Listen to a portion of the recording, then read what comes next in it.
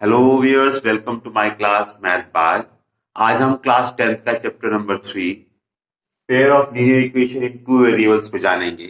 इसमें हम देखेंगे कि कैसे ग्राफ की मदद से किसी भी इक्वेशंस को के सॉल्यूशन को फाइंड किया जाता है।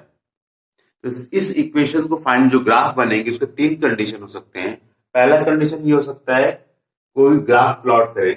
मान लीजिए इसका इस ग्राफ जो प्लॉट किया गया इस लाइन का जनरल इक्वेशन होगा a1x plus b1y plus c1 equals to 0।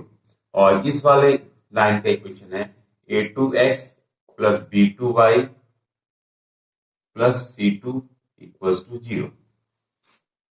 तो हम देख रहे हैं ये लाइन कैसी है, आपस में इंटरसेक्ट कर रही है। कितने पॉइंट पे इंटरसेक्ट कर रही है? केवल वन पॉइंट पे इंटरसेक्ट कर रही है।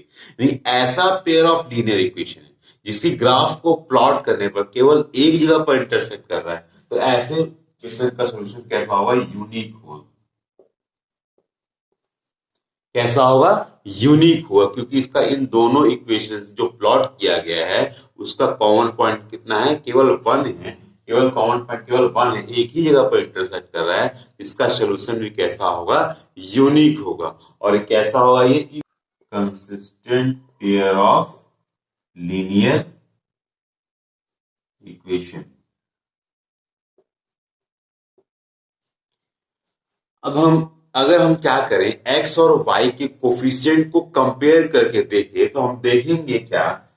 x और y के कोफिशिएंट को हम कंपेयर करेंगे तो क्या देखेंगे कि a1 upon a2 is not equals to b1 upon b2। अगर पेयर ऑफ इक्वेशंस कंसिस्टेंट है या उसका सॉल्यूशन यूनिक है तो हम उसका अगर कोफिशिएंट को कंपेयर करेंगे तो a1 upon a2 is not equals to b1 upon b2।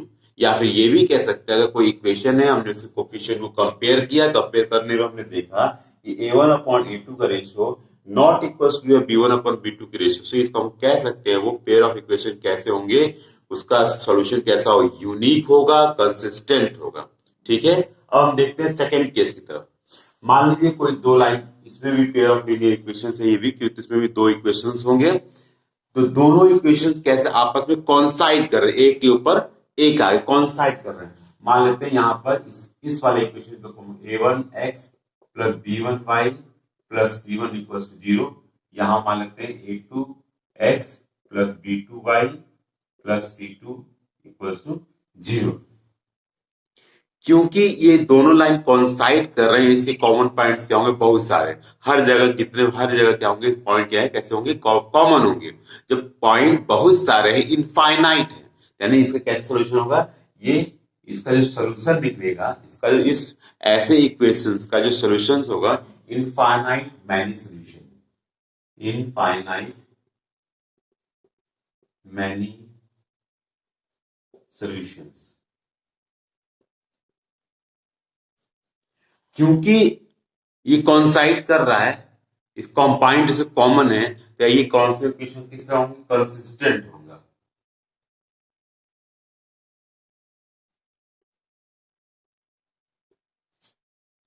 अगर इनके ऐसे इक्वेशन के x और y के कोफिशिएंट को कंपेयर किया जाए, इक्वल होगा a1 upon a2 equals to b1 upon b2 equals to c1 upon c2। यानी कि अगर कोई इक्वेशन दिया हुआ है और उसकी अब x और y के रेशियो कंपेयर करते हैं और देखते हैं क्या इनका रेशियो सब इक्वल है, तो हम कह सकते हैं ये कैसा होगा? ये इनफाइनाइट मैनी सॉल्यूशन होगा इसके, ये कंसिस्टेंट होगा, ये consistent pair of linear equations होंगी। अब हम देख लेते हैं थर्ड केस। तीसरे केस में देखिए ये लाइन कैसे है? पैरेलल। दोनों लाइन कैसे हैं? पैरेलल है। अगेन इसका general equation a1x plus b1y plus c1 equals to 0, a2x plus b2y plus c2 equals to 0। क्योंकि ये दोनों लाइन कहीं भी आपस में इंटरसेक्ट नहीं कर रही हैं, कहीं भी इंटरसेक्ट नहीं कर रही हैं, कोई भी पॉइंट कॉमन नहीं है, इसलिए इसका क्या है? कोई भी सॉल्यूशन नहीं होगा। यानी कैसा होगा ये? इसके ऐसे इक्वेशन का सॉल्यूशन क्या होगा? नो सॉल्यूशन होगा। इससे क्या होगा, सोल्यूशन कैसा होगा, नो सोल्यूशन होगा। और जो नो सोल्यूशन है ये कैसा होगा, इनकंसिस्टेंट।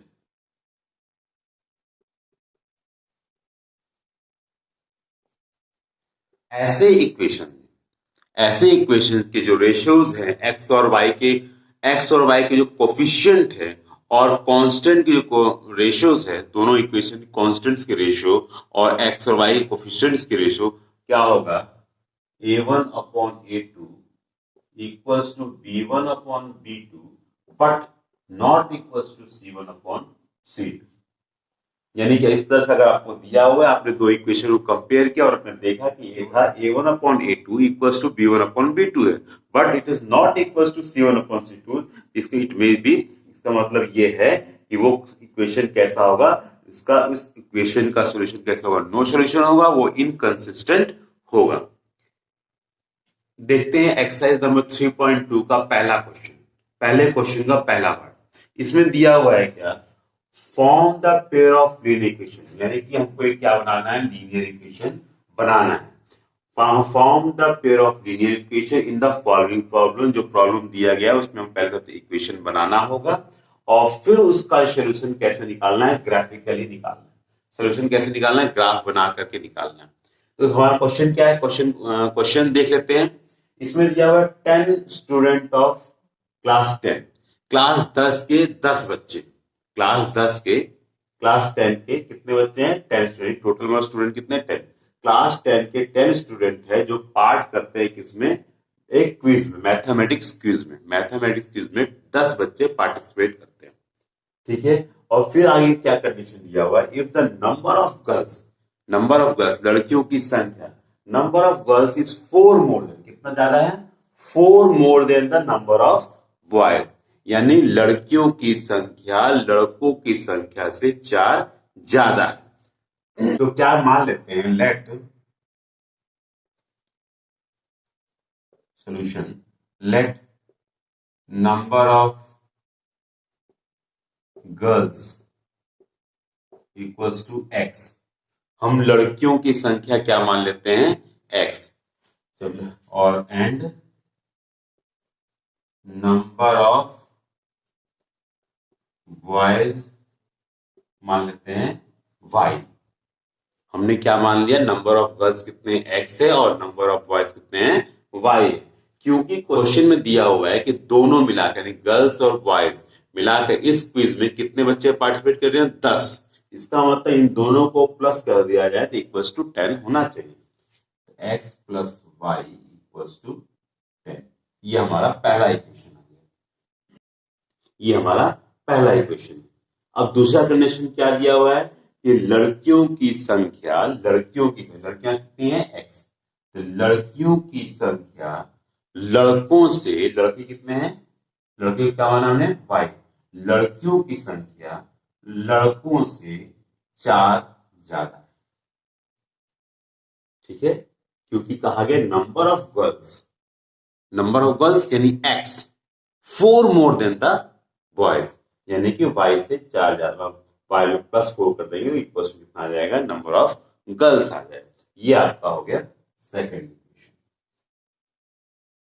अब हम क्या करते हैं, इसके इस पहले वाले इक्वेशन की सहायता से हम पहले वाले इक्वेशन से कोऑर्डिनेट को फाइंड करने की कोशिश करते हैं।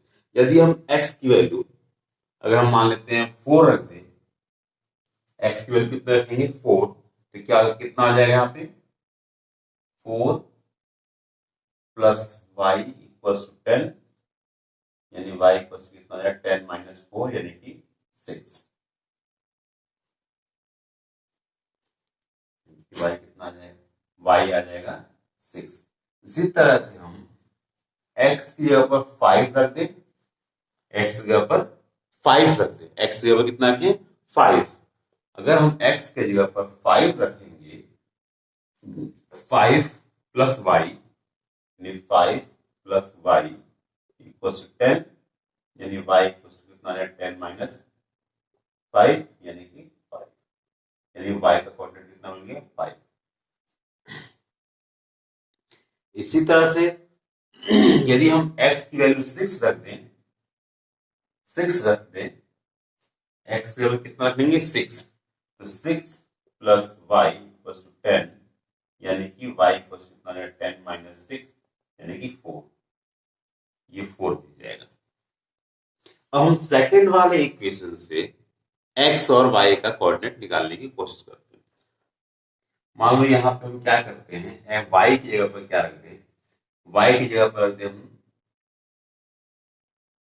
y के प्लेस पर अगर 0 रखते हैं, y के प्लेस पे क्या रखते हैं 0, तो 0 प्लस 4 कितना आ जाएगा 4, यानी x कितना आ जाएगा 4। अगर y के प्लेस पर हम 1 रख दें, y के प्लेस पे कितना रख दें 1, तो 1 प्लस 4 कितना आ जाएगा 5। इस तरह से हम y के प्लेस पर -1 रख दें, तो -1 प्लस 4 कितना आ जाएगा 3। तो इस तरह से हमको कोऑर्डिनेट्स मिल चुके हैं। अब हम इस टेबल को, जो कोऑर्डिनेट्स मिले हमको, इसको हम ग्राफ में प्लॉट करने की कोशिश करते हैं। तो सबसे पहले कितना है, x में 4 y में 6, x में 4 y में 6,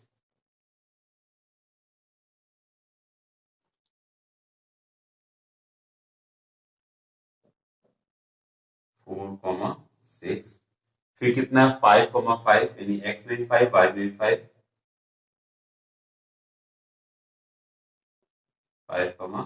5, यहां से भी 5 देखिए और यहां से भी देखिए 5।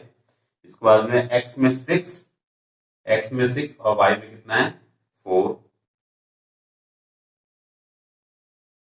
x में 6 और x में 6 है और y में 4, ये हो गया 6,4। अगर हम इसको लाइन ड्रॉ करें, ये कुछ लाइन इस तरह से ये जा रही है।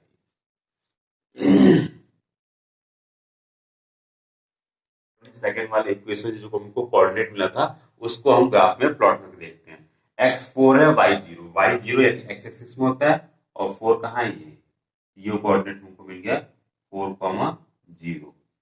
दूसरा है 5,1, x में 5 y में 1, x में 5 और y में 1, तो ये मिल जाएगा हमको, ये लगभग यहां मिल जाएगा 5,1। और सच में x में 3 y में -1, x में 3 और y में -1, ये मिल जाएगा हमको इधर। तो ये आपको जोड़ेंगे, x में 3 -1,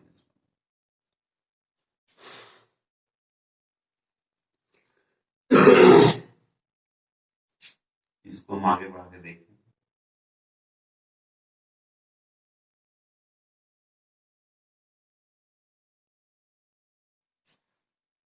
हाँ, तो इसको हमने ऐसे बढ़ा के देखा, ये कहाँ कट कर रहा है, इस पॉइंट पे कट कर रहा है, इस पॉइंट पर। अगर इसको हम देखेंगे तो ये लगभग, अगर इसको आप स्केल सही से मिलाते हैं, कहाँ मिलता है 7 पर मिल रहा है, 7 पर, और यहाँ कहाँ आ रहा है 3 पर।